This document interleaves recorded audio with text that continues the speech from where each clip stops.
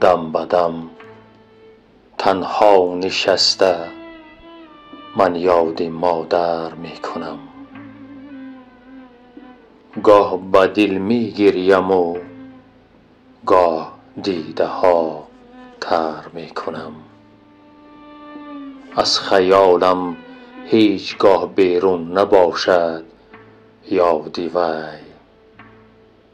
از خیالم هیچگاه بیرون نباشد یاد وی.